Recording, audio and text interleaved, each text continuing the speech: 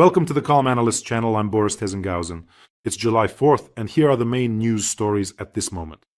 So once again, Putin decided to pass off wishful thinking as reality, put on a warehouse guard's uniform, and listened in. He listened to a report from Chief of the General Staff Gerasimov. Well, and Gerasimov read to him from a piece of paper about the unprecedented victories of the Russian army, about the capture of Kostiantynivka, and in response, Putin also read to him from a piece of paper about how happy he is about all of this. I'll show you a clip. Once again, he's barely reading from the paper, not understanding at all what it's about. Take a look. Подразделения противника пытаются удержать свои позиции, но под натиском наших войск отступает с большими потерями. All of this apparently is happening in one of the Mosfilm studios. They didn't spend much on the set decorations. They just covered the walls with camouflage netting. That's it. They say that Putin visited one of the command posts. By the way, who are they hiding from there? Are they camouflaging themselves with a net inside? Someone from the production team, one of my acquaintances, has already analyzed this video and wrote that the footage reveals an acoustic studio floor just like in film studios. Well, no one doubted it anyway. But you know, this time some especially chubby-cheeked version of Putin showed up at Mosfilm. The most interesting thing is that just like 6 months ago, Gerasimov was reporting to Putin about the complete capture of Kupiansk. And just a few days ago, Putin was reading from a piece of paper that, as it turns out, the Russian army hasn't even reached Kupiansk yet. There are still 5 kilometers to go. And now Gerasimov is reporting in exactly the same way about the capture of Kostiantynivka. From all this, I conclude that Putin doesn't even remember what he was told just a month ago. In other words, you can report to him about the capture of Kupiansk or Kostiantynivka every 3 days and even get rewarded for it. He doesn't remember anything anyway.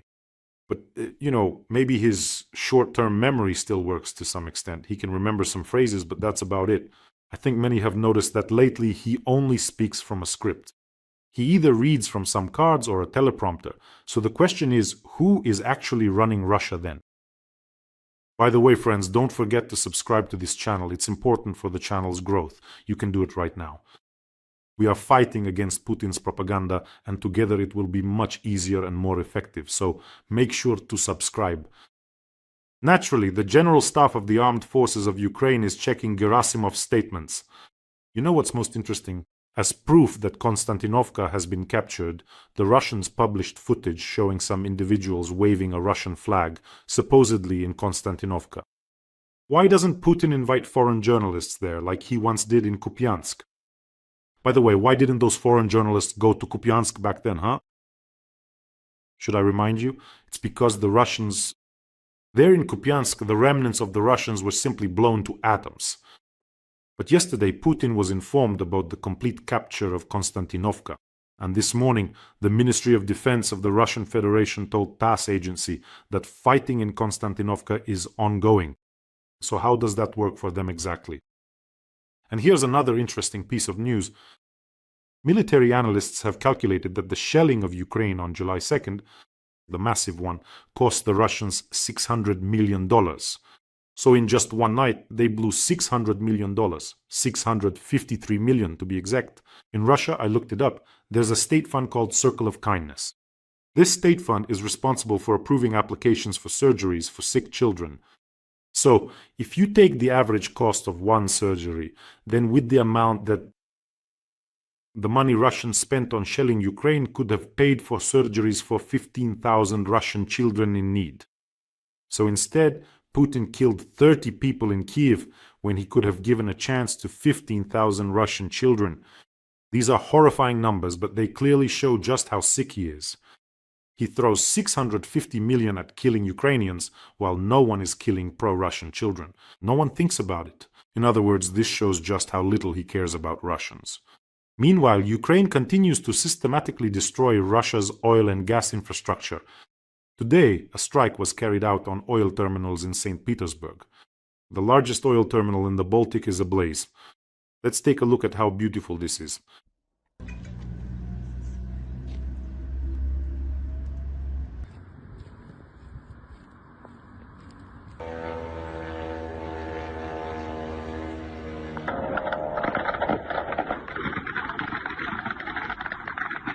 Beautiful. Several hits were recorded at once. I think you saw that in these shots. There are 21 storage tanks for petroleum products located on the territory of this terminal. Of course, the local authorities reported that they shot everything down. They always use the same classic phrasing. It's always, we shot everything down, but for some reason it's burning. We'll put it out now. Basically, it's all just wreckage. I find it surprising. Who are they telling that everything was shot down? I mean, look, they're just standing there. Russians are filming it, posting it online. It's burning. Everything is ablaze. In other words, residents of St. Petersburg can see all of this from their windows.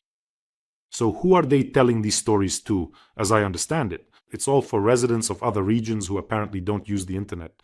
Now Putin will come out again and say, remember, like he did back then at the forum in St. Petersburg, that it's coal burning, just coal that caught fire. But it's obvious that storage tanks are burning here, yet Putin was telling everyone it was coal burning.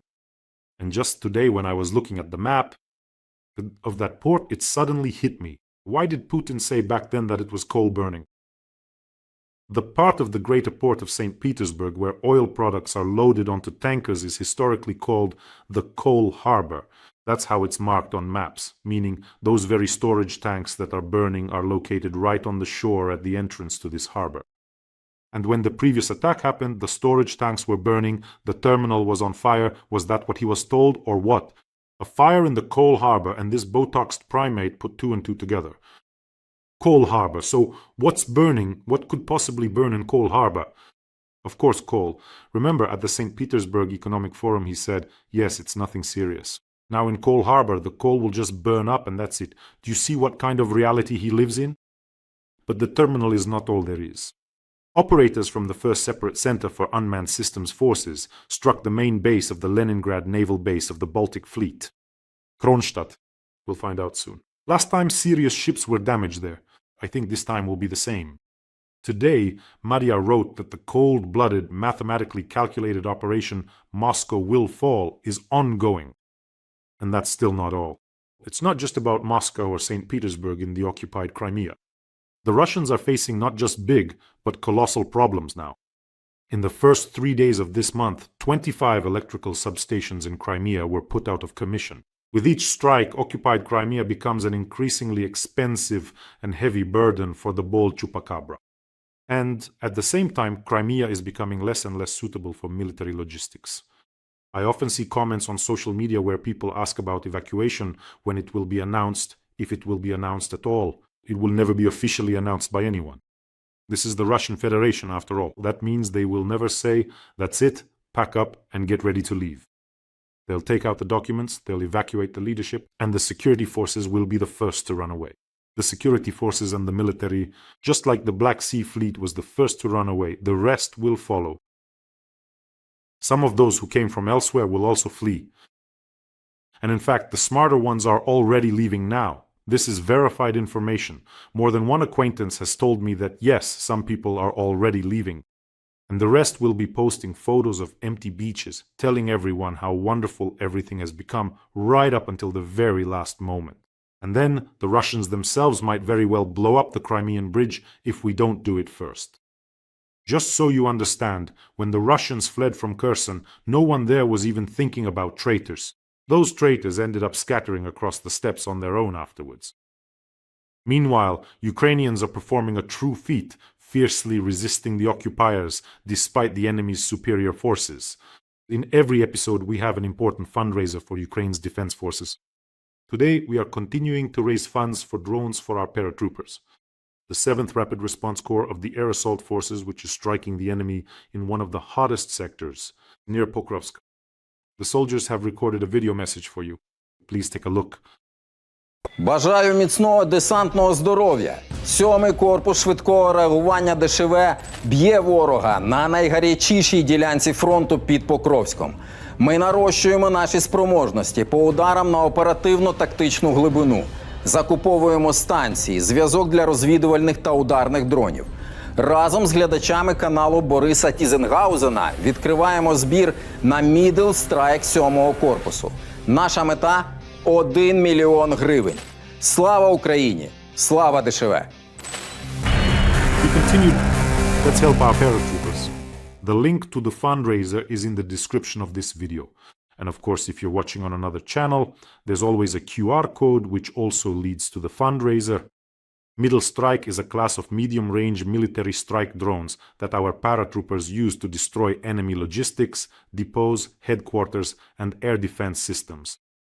And by the way, I recently received patches from our brigades that we've supported from the 60th, from the 42nd and the 101st. Here they are now, and they will take their rightful place on our wall, just like these young guys are doing now. We'll create a special effect. Watch, just like this. See? I'm still that amateur when it comes to special effects, but it worked out. Let's continue our broadcast. In the Russian State Duma, it was stated that the authorities are concealing the scale of the major fuel crisis. According to Deputy Nina Astakina, about a third of oil refining capacities have been put out of operation. The agricultural sector is already experiencing an acute shortage of diesel fuel, and in the future, this could lead to serious problems with food production. Well, I think, wow, that's something. Then what's this? Did someone suddenly find their voice over there? Who is she addressing, this Deputy Astakina? By the way, she's from the Communist Party. Maybe she'll even say it's time to end the war now. Maybe she's addressing Putin? No, her complaint is exclusively directed at the Minister of Agriculture and the relevant Deputy Prime Minister. Not a word about Putin or the war. And let me also remind you that this Astakina is the head of the Committee for the Protection of the Family in the State Duma. It was she who recently stated that if a law to counter domestic violence is passed, then in Russia, people will stop getting married altogether. Because Russian men will then be afraid to beat their wives and children, or more precisely, they'll be afraid of being held accountable for it. And what's the point of such a marriage if you can't beat your wife and children with impunity? This is Deputy Astakina from the Communist Party. But you know, Russians still have no idea what this war will mean for them, do they? This autumn. So what does all this mean? In practice, if agricultural producers don't get fuel now, and they're already not receiving a significant amount, there will be problems with harvesting the crops. That is, with haymaking, transporting feed, and the operation of agricultural machinery in general. Right now, farmers in several Russian regions are already complaining that they have nothing to cut hay with. There simply isn't any fuel, so if they don't harvest the crops now, they'll be lost. And without hay, there won't be enough feed. This will subsequently lead to a reduction in the production of both meat and dairy products. In other words, Russians can't even imagine that this war has already set the stage for a significant price increase this fall. You know, I kept wondering when the court sycophants would start praising the fuel crisis, claiming it's actually a good thing, and now it's begun. Perhaps the most out-of-touch, or at least one of the most out-of-touch Russian officials, a member of the Russian Academy of Sciences. Former chief sanitary doctor of the Russian Federation, Gennady Onishchenko, declares that Russians, and I quote, should see the positive consequences of the fuel crisis. In other words, according to Onishchenko, the fuel crisis is a good thing. The air is getting cleaner, Russians are starting to walk more, and as a result, their health is improving. It's just amazing he hasn't figured it out yet. So I guess when food shortages start, he'll have another trump card up his sleeve, meaning he'll start talking about the benefits of fasting. Incomes have dropped, everyone is eating less, there's no food. Nothing but advantages, fasting is good for you. This Onishchenko, he's completely out of his mind. Even if Putin drops a nuke over Moscow or Voronezh, he'll be talking about the benefits of radiation for Russians. I sincerely wish Onishchenko and the other ghouls who justify this war, so that when he suddenly needs urgent medical help, it doesn't arrive. And over the phone they tell him that following his advice, medical workers now travel on foot. So you'll have to wait at least 4 or 5 hours. Well, now let's talk about the benefits of the fuel crisis. Russians and Onishchenko could argue about this, I think, and argue seriously, almost betting on it. There are already victims in this war for gasoline in Russia. Fights, stabbings, and shootings in lines for gasoline. Now, this is an absolute reality in Russia. These are the latest news stories. I've put together a little selection. At a gas station in St. Petersburg, drivers fought at the pump with a knife and a gun. In Novosibirsk, a driver who tried to cut in line was beaten and stabbed. A man attacked a woman in line for gasoline in Cheboksary. So why aren't you happy, Russians? Well, Putin told you about some place called Kostiantynivka, which you've never seen and never will. You'll never go there. Doesn't that warm you up while you're waiting in line for gasoline? This Kostiantynivka, which in fact hasn't been taken and never will be? By the way, Ukrainians have come up with a new pastime. Well, an interesting pastime. An online game. So in Russia, they've created a bunch of fuel cards. That is, cards where drivers themselves, when they stop at a gas station, mark whether there's gasoline, whether there isn't, what the price is, and so on. You get where I'm going with this, right? So Ukrainians started marking empty gas stations on Russian maps, including in Moscow, as full and full ones as empty. This leads to chaos. Drivers rush across all of Moscow to a gas station that, according to the map, has gasoline, but in reality, it doesn't. In reality. And of course, this is driving Muscovites and Russians crazy. I went onto one of these maps myself. You can actually change everything there. You just need to access it through a VPN. By the way, today, one of the apps I visited to practice, wherebends.ru, that's what it's called, it's already on a technical break. Apparently, they've realized that Ukrainians are helping out. And now, a bit more interesting statistics. Ukrainian drones have already disabled 42% of the oil refining capacity of the Russian Federation. This is according to our general staff, and our drones continue their work. Here's another piece of news for Russians which will actually have the opposite effect. And I'll explain why in a moment. The deputy chairman of the Central Bank of the Russian Federation, Zabotkin, called talk of a possible freeze on Russians' deposits absurd. According to him, this is impossible under any circumstances. He called the situation with gasoline in the country a temporary shock of supply. See? So that no one understands anything. A supply shock, Russians, don't worry, everything is fine. Well, if the central bank is saying that under no circumstances will deposits be frozen, then it definitely means they will freeze them. It's no coincidence that Nabulina keeps trying to get out, to run away, but she can't. Clearly, she doesn't want to take on this burden, the freezing of Russians' deposits.